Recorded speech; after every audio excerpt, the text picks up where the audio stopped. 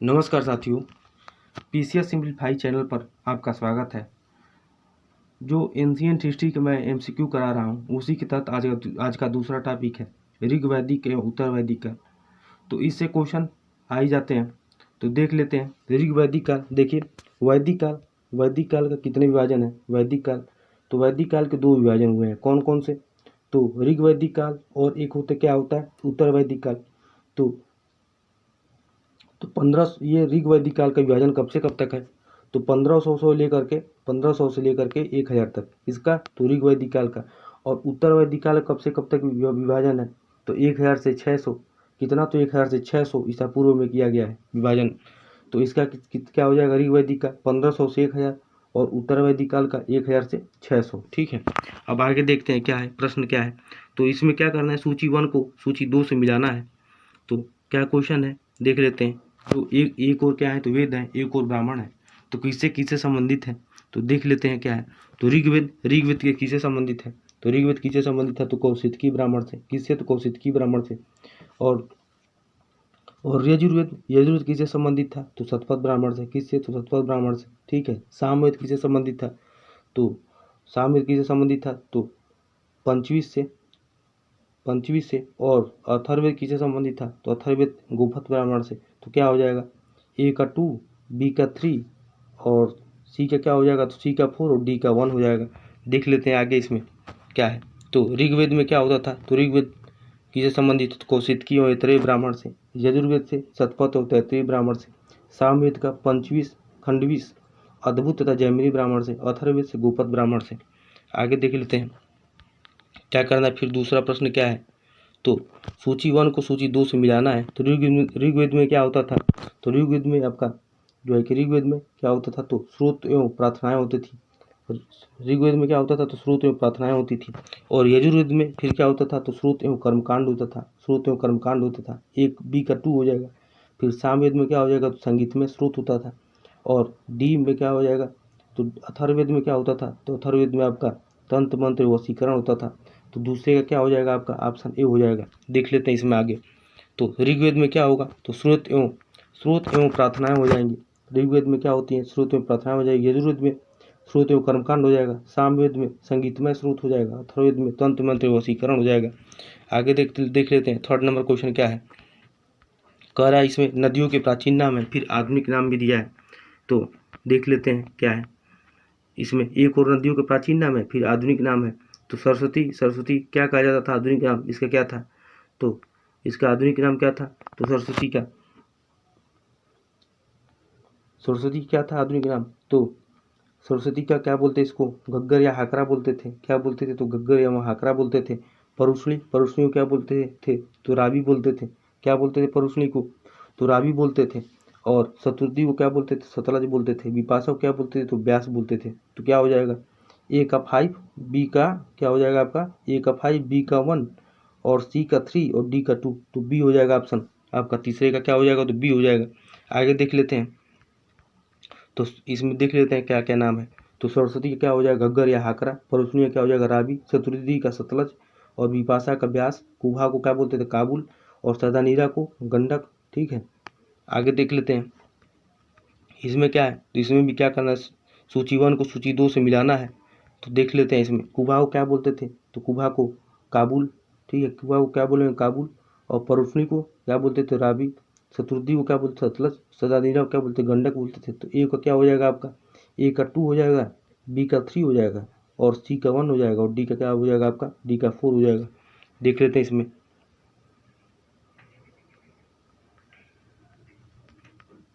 अब देखिए आगे देखते हैं क्या करें। निम्नलिखित कथनों पर विचार कीजिए तथा नीचे दिए गए कूट का उपयोग कर सही उत्तर दीजिए। तो क्या कह रहा है कि ऋग्वेद में 1028 संस्करण है। कितने हैं? तो ऋग्वेद में 1028। क्या कह रहा है कि ऋग्वेद में 128 संस्करण थे। तो क्या थे? तो ऋग्वेद में कितने थे? तो 128 सूक्त थे। क्या थे ऋग्वेद में? तो 128 सूक्त थे या संस्करण थे। ठीक है, ऋग्वेद को क्या कहा जाता है? तो ऋग्वेद को अष्टक कहा जाता है। बिल्कुल सही है। तो बता दें कि तो ऋग्वेद में क्या है? तो ऋग्वेद में 10 मंडल है। कितने? तो 10 मंडल है और 1028 सूक्त है। कितने हैं? तो 1028 सूक्त हैं। और कितने हैं? तो 10 × 4 = 462 10,462 क्या है, इसमें ऋचाएँ हैं, क्या है तो ऋचाएँ हैं, तो इसलिए क्या हो जाएगा इसका पाँचवा का आपका सी हो जाएगा। देख लेते हैं इसमें क्या पाठ कर रहा है। तो संपूर्ण ऋग्वेद 10 खंडों में विभक्त है, कितने में, तो 10 खंडों में विभक्त है। संपूर्ण ऋग्वेद 10 खंडों में विभक्त है, जिसमें मंडल है, जिसमें कितने हैं, तो 10 मंडल हैं। ऋग्वेद का एक अन्य विभाजन क्या कहा गया है, तो अष्टक 8 और अध्याय 64, कितना, अध्याय 64 अष्टक 8 और वग्र जो है 2112 और मंत्र कितने हैं, 10,552 के रूप में किया गया है। ऋग्वेद में सूक्तों की संख्या कितनी है, तो 1017 है। ठीक है, ऋग्वेद में कितने हैं सूक्तों की संख्या, तो 1017 है, जिसमें इसमें 1011 इसमें क्या बोलते हैं, वाल्खील्य मिला दिया जाए तो वाल्खील्य पाठ मिला जाए तो कितने हो जाएंगे, 1028 हो जाएंगे। क्या हो जाएंगे, 1028 हो जाएंगे। 1017 में 11 मिला देंगे तो जो 11 जो होगा वो क्या होगा, तो वाल्खील्य पाठ होगा। क्या होगा, तो वाल्खील्य पाठ होगा, तो कितना हो जाएगा आपका, 1028 हो जाएगा।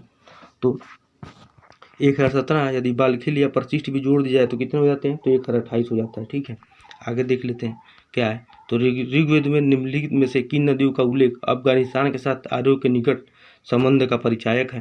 तो कूट में देख लेते हैं क्या पूछ रहा है। कह रहा है कि ऋग्वेद में निम्नलिखित में से किन नदियों का उल्लेख अफगानिस्तान के साथ आर्यों के निकट संबंध का परिचायक है।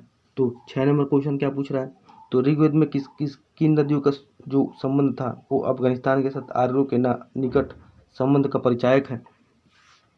तो कौन कौन सी हो जाएंगी, तो इसमें हो जाएगा कुबा हो जाएगा, कुर्मू हो जाएगा। ठीक है, और तीसरा क्या हो जाएगा, तो गोमती हो जाएगा। तो आपका सी सही हो जाएगा। देख लेते हैं इसमें। तो ऋग्वेद में अफगानिस्तान की नदियों का उल्लेख है, किसमें है, तो ऋग्वेद में अफगानिस्तान की नदियों का उल्लेख हुआ है, जो आर्यों के अफगानिस्तान के साथ निकट संबंध का परिचायक है। ऋग्वेद में उल्लेखित अफगानिस्तान की नदियों में कुबा, कुर्मू, गोमती, गोमल और स्वात प्रमुख है। तो कुबा को क्या बोलते थे, तो कुब्र को क्या बोलते थे, तो कुर्रम बोलते थे। कुबा को क्या बोलते थे, तो काबुल बोलते थे। वितस्ता तो क्या बोलते थे, वितस्ता को तो झेलम बोलते थे। अस्किनी को क्या बोलते थे, तो चिनाब बोलते थे। और रुशनी को क्या बोलते थे, तो राबी बोलते थे। सतवती को क्या बोलते थे, तो सतरत बोलते थे। और विपाशा को क्या बोलते थे, तो व्यास बोलते थे। सदानीरा क्या थी, तो गंडक थी। दृश्यदत्ती क्या थी, तो गग्गर थी। और सुवस्तु क्या थी, तो स्वाद थी। गोमती क्या थी, तो गोमल बोला जाता था। ठीक है, अब आगे देख लेते हैं। वैदिक देवता इंद्र के विषय में निम्नलिखित कथनों पर विचार कीजिए तथा नीचे दिए गए कूट से सही उत्तर चुनिए। तो क्या है, वैदिक देवता क्या करते थे, तो वैदिक जो देवता थे वो क्या करते थे, तो झंझावत के देवता थे। बिल्कुल सही बात है। जो वैदिक देवता थे इंद्र, वो क्या करते थे, झंझावत के देवता थे और वर्षा के देवता थे। तो आपका ए और ये डी आपका ऑप्शन क्या हो जाएगा, तो सही हो जाएगा। ये 1 और 4 सही हो जाएगा। तो आप लोगों को बता दें, तो इंद्र का क्या करते थे, इंद्र किसके देवता थे, तो युद्ध का नेता क्या थे इंद्र, तो युद्ध का नेता और क्या बोलते हैं, युद्ध का नेता एवं वर्षा का देवता। ठीक है, क्या करते थे इंद्र, क्या कहते, संबंध रखते थे, तो युद्ध का नेता और क्या बोलते हैं इनको, वर्षा का देवता भी बोला जाता था। अब आगे देख लेते हैं। इंद्र झंझावत वर्षा के देवता थे। वरुण क्या थे, तो वरुण नैतिक व्यवस्था के संरक्षक थे। वरुण क्या थे, तो नैतिक व्यवस्था के संरक्षक थे। और क्या थे, तो वरुण क्या थे, तो पृथ्वी एवं सूर्य के निर्माता थे। कौन थे, तो पृथ्वी एवं सूर्य के निर्माता थे। और क्या थे, तो समुद्र के देवता मानते थे। क्या मानते थे, वरुण को क्या माना जाता था, समुद्र का देवता माना जाता। विश्व के नियामक थे, वह शासक थे, सत्य के प्रतीक थे। कौन, तो वरुण कौन थे, तो सत्य के प्रतीक थे। ऋतु परिवर्तन दिन रात के कर्ता थे। कौन, तो वरुण थे। ऋतु परिवर्तन और दिन रात के क्या थे, तो कर्ता थे। कौन थे, तो वरुण थे। ठीक है, अब आगे देख लेते हैं 8 नंबर क्या कह रहा है। तो वैदिक राजाओं एवं राज्यों के निम्नलिखित युगों में से कौन से एक सही सुमिलित नहीं है, तो अजातशत्रु ये क्या थे, काशी के राजा थे। ठीक है, काशी या वाराणसी के। और अश्वपति कहाँ के थे, तो कैकेय के थे। जनक कहाँ के थे, तो विदेह के। जन्मेजय कहाँ का दिया है, तो मद्र का दिया है। ठीक है, तो क्या इसमें दिया है, अजातशत्रु काशी का बिल्कुल सही है। अश्वपति कैकेय के बिल्कुल सही है। जनक विदेह के बिल्कुल सही है। जन्मेजय कहाँ के थे, तो मद्र, ये गलत दिया हुआ है। तो कहाँ के थे, तो देख लेते हैं।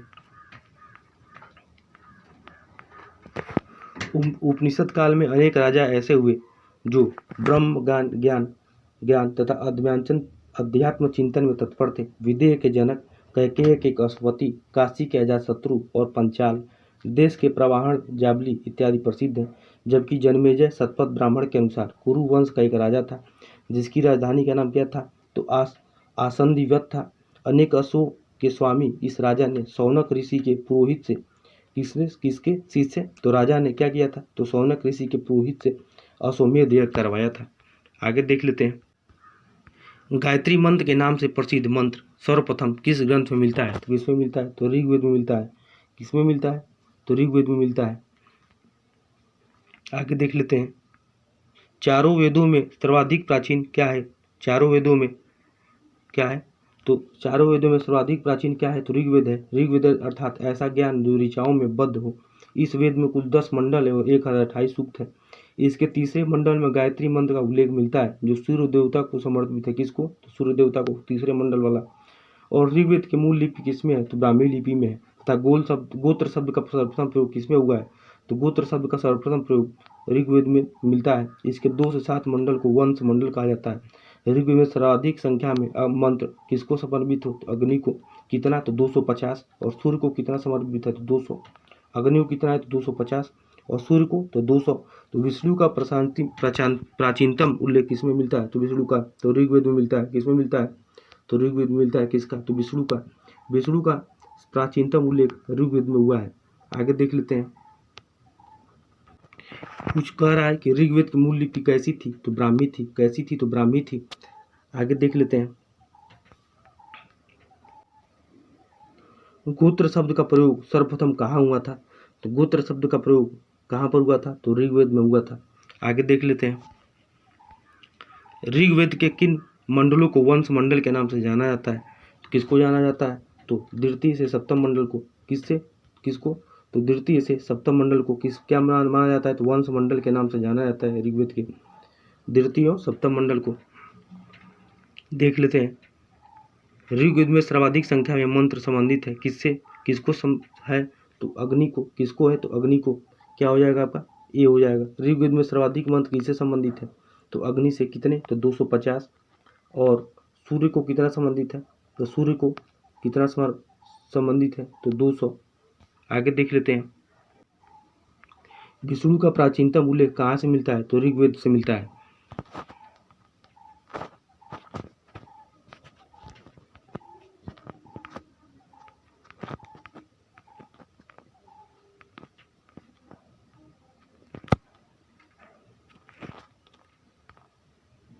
ऋग्वेद का सर्वाधिक लोकप्रिय छंद कौन सा है, तो त्रिष्टुप है। कौन सा है, तो त्रिष्टुप है। देख लेते हैं। वैदिक साहित्य में गायत्री, त्रिष्टुप, जगति, बृहति, अनुष्टुप आदि छंदों का प्रयोग हुआ है। किसमें, तो वैदिक साहित्य में। ऋग्वेद में सर्वाधिक लोकप्रिय छंद त्रिष्टुप है जो 4263 बार है। इसके बाद गायत्री छंद 2467 बार और जगती छंद 1358 बार का प्रयोग हुआ है। आगे देख लेते हैं क्या कह रहा है कि ऋग्वेद में निम्नलिखित में से कौन सा वेद सबसे प्राचीन है, तो ऋग्वेद है। कौन सा है, तो ऋग्वेद है।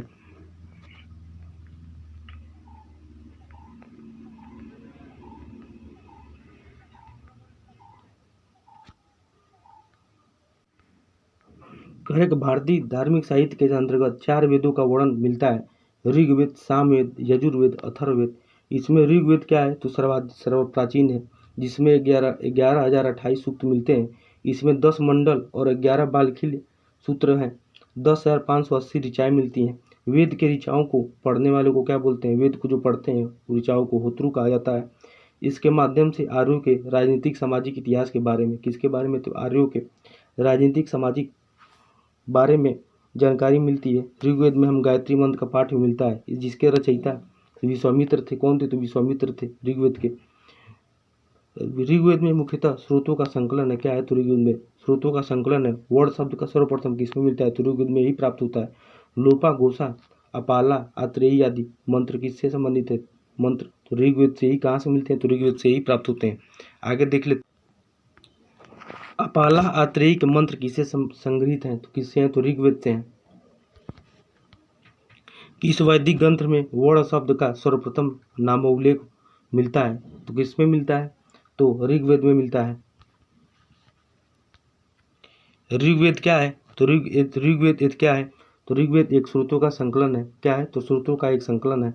आगे देख लेते हैं, निम्नलिखित में से किसका संकलन ऋग्वेद पर आधारित है? तो किसका है आधारित? तो सामवेद पर, सामवेद का। निम्नलिखित में से किसका संकलन ऋग्वेद पर आधारित है? तो सामवेद का। आगे देख लेते हैं, सामवेद में कुल 1549 ऋचाएँ हैं, इनमें मात्र 75 ही नई हैं, अन्य ऋग्वेद से ली गई हैं। भगवान कृष्ण ने वेदों में अपने को सामवेद कहा है। साम का अर्थ गान होता है। इसके मंत्रों गाने वाले को क्या बोलते हैं? तो उद्गाता बोलते हैं। और प्राचीन ग्रंथों में सामवेद में गौरों की गाथा मिलती है। भारतीय संगीत पर यह प्राचीनतम ग्रंथ है। तो कौन सी? तो सामवेद। किस पे संबंधित? तो भारतीय संगीत पर। आगे देख लेते हैं, करें निम्नलिखित में से कौन सा वेद गद्य और पद दोनों में लिखा है? तो जो यजुर्वेद ये गद्य और पद दोनों में है। यजुर्वेद कैसा है? तो गद्य और पद दोनों में है।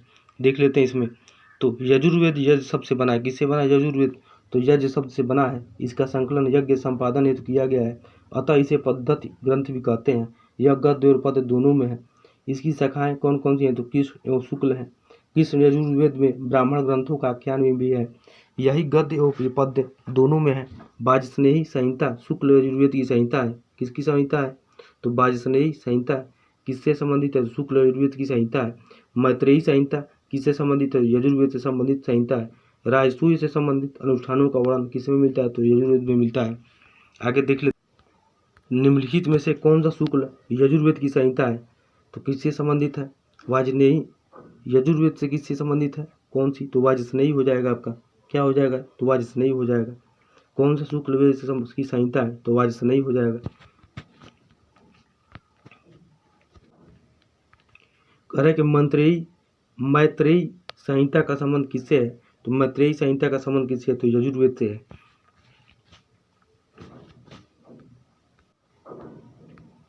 कह रहे कि राजसूय से संबंधित अनुष्ठानों का वर्णन है। किससे अनुष्ठानों का वर्णन है? तो यजुर्वेद में। किसमें है? तो यजुर्वेद में। किसमें है? तो यजुर्वेद में क्या है? तो अनुष्ठानों का वर्णन है राजसूय से संबंधित। कह रहा है कि निम्नलिखित में से वैदिक साहित्य का सही क्रम कौन सा है?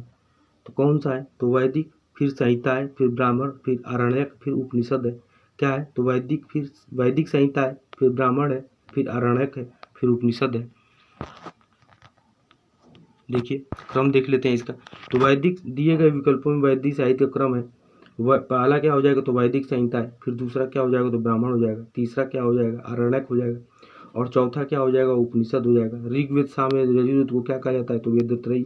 तो वेदत्रयी में क्या क्या आते हैं? तो ऋग्वेद, फिर क्या आते हैं? तो क्या आते हैं? तो सामवेद, फिर क्या आता है? तो यजुर्वेद। वेदत्रयी में क्या कहेंगे? तो ऋग्वेद, सामवेद, यजुर्वेद को क्या कहते हैं? तो वेदत्रयी कहते हैं। आगे देख लेते हैं,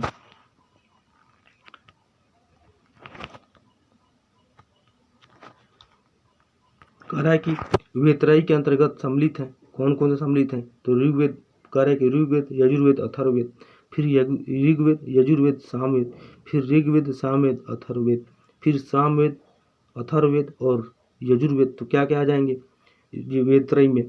तो वेदत्रयी में क्या क्या आ जाएंगे आपके? तो ऋग्वेद, यजुर्वेद और सामवेद। तो क्या बोलते हैं इसको? बोलेंगे वेदत्रयी बोला जाएगा। क्या बोला जाएगा? तो वेदत्रयी बोला जाएगा। किसको? तो ऋग्वेद, यजुर्वेद और सामवेद को क्या बोलेंगे? वेदत्रयी बोलेंगे। आगे देख लेते हैं,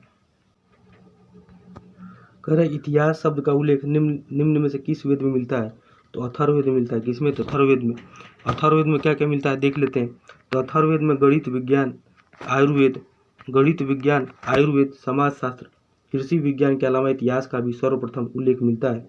इसमें मोक्ष के संबंध में भी जानकारी मिलती है। तो किसमें? तो अथर्ववेद में मोक्ष से संबंधित जानकारी मिलती है। इसकी कुछ ऋचाएँ ब्रह्म विद्या से संबंधित होने के कारण इसे ब्रह्मवेद तथा पुरोहित वेद भी कहा जाता है। इसमें 5977 मंत्र हैं। इसकी रचना अथर्वण और अंगरीष ऋषि ने किया था। अथर्ववेद में सभा और समिति की प्रजापति की 2 पुत्रियां कहा गया। किसमें? तो अथर्ववेद में। अयोध्या को का सर्वप्रथम उल्लेख किसमें है? तो अथर्ववेद में से प्राप्त होता है। किसमें? तो अयोध्या का उल्लेख कहाँ मिलता है? सर्वप्रथम कहाँ से मिलता है? अयोध्या का उल्लेख तो अथर्ववेद से प्राप्त होता है। आगे देख लेते हैं क्या है। आयुर्वेद अर्थात जीवन का विज्ञान का उल्लेख सर्वप्रथम किसमें मिलता है? तो अथर्ववेद में। किसमें? तो अथर्ववेद में मिलता है। अयोध्या का उल्लेख सर्वप्रथम किस में मिलता है? तो अयोध्या का उल्लेख किस में मिलेगा? तो अथर्ववेद में मिलेगा। 29 का भी हो जाएगा। वैदिक साहित्य में सभा और समिति को किस देवता के दो पुत्रियां कहा गया? तो किसकी? तो प्रजापति की। किसकी? तो प्रजापति की। आगे देख लेते हैं। किस वेद में सभा और समिति को प्रजापति की दो पुत्रियां कहा गया है? तो किसमें कहा गया है? तो अथर्ववेद में क्या कहा गया है? प्रजापति की दो पुत्रियां। किसको? सभा और समिति को। आगे देख लेते हैं। शतपथ ब्राह्मण में उल्लिखित राजा विदेह माधव से संबंधित ऋषि थे, तो कौन थे? तो ऋषि गौतम रावगुण संबंधित थे। शतपथ ब्राह्मण का संबंध यजुर्वेद से है। सभी ब्राह्मण में शतपथ ब्राह्मण सबसे बड़ा और महत्वपूर्ण है। कौन है? तो शतपथ ब्राह्मण सबसे बड़ा और महत्वपूर्ण है। इसे क्या बोलते हैं? तो इसे लघुवेद भी बोलते हैं। लघुवेद की संज्ञा दी गई है। इसके रचयिता कौन है?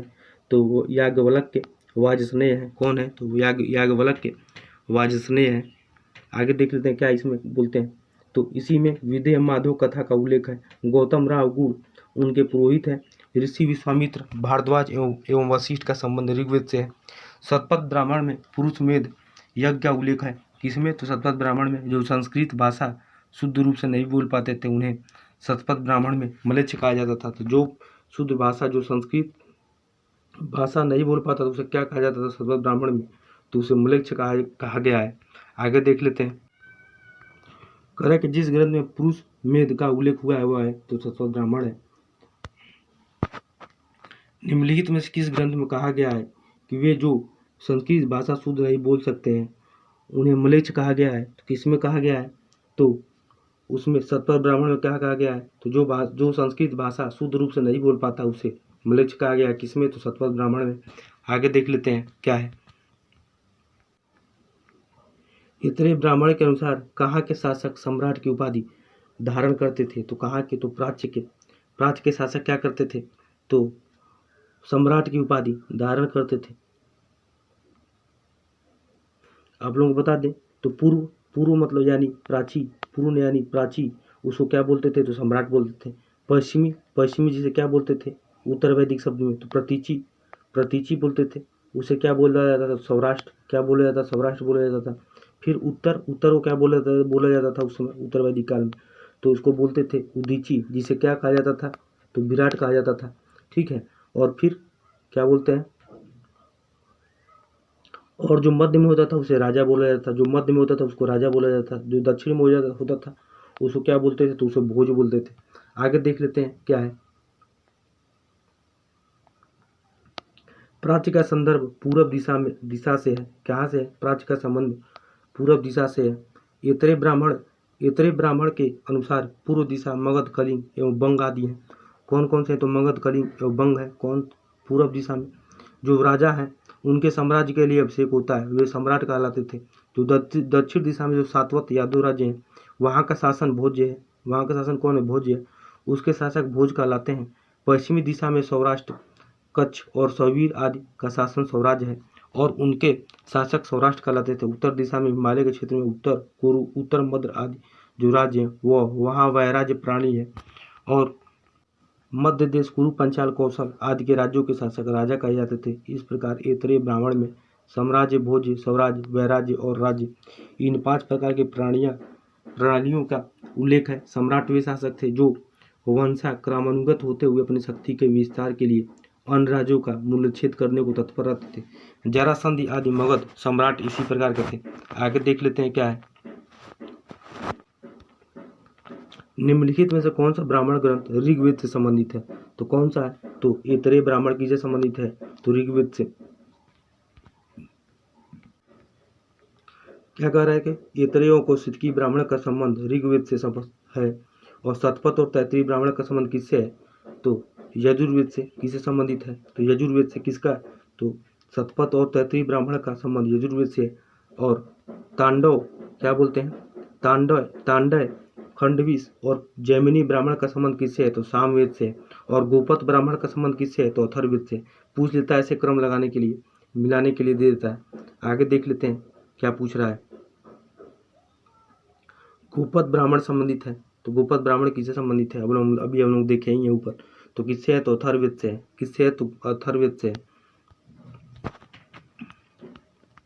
निम्नलिखित में से कौन सा उपनिषद गद्य में लिखा गया है? तो कौन सा उपनिषद गद्य में लिखा गया है? तो विद्याधारणक है, जो किससे में लिखा गया है? तो गद्य में लिखा गया है। आगे देख ले। भारतीय दर्शन का मुख्य आधार वैदिक साहित्य का अंतिम वर्ग उपनिषद है। इन्हें वेदांत भी कहा जाता है। वैदिक उपनिषद की संख्या 108 है। इनमें 2 है, ऐतरेय तथा कौशिकी का संबंध किससे है? तो ऋग्वेद से है। छांदोग्य तथा केन का संबंध किससे है? तो छांदोग्य तथा केन का संबंध किससे है? तो छांदोग्य तथा केन का संबंध सामवेद से है। 4 तैतृय कंठ श्वेताश्वर तथा मैत्राणी का संबंध किससे है? तो कृष्ण यजुर्वेद से है। विद्याधारण तथा ईश का संबंध किससे है? तो शुक्ल यजुर्वेद से है। 3 मुंडक प्रश्न या बांडुक्य का संबंध किससे है? तो अथर्ववेद से है। कंठ किससे है? तो कंठ श्वेताश्वर ईश तथा मुंडक उपनिषद छंदोबद्ध है, जबकि केन व प्रश्न उपनिषद का कुछ भाग छंदोबद्ध है तथा कुछ गद्य में है। शेष 7 उपनिषद गद्य में है। अतः बृहदारण्यक उपनिषद किसमें है? तो गद्य में है। किसमें है? तो गद्य में है। आगे देख लेते हैं क्या है। छांदोग्य उपनिषद का संबंध किस वेद शाखा से है? तो किससे है? तो सामवेद से है। किससे है? तो सामवेद से है।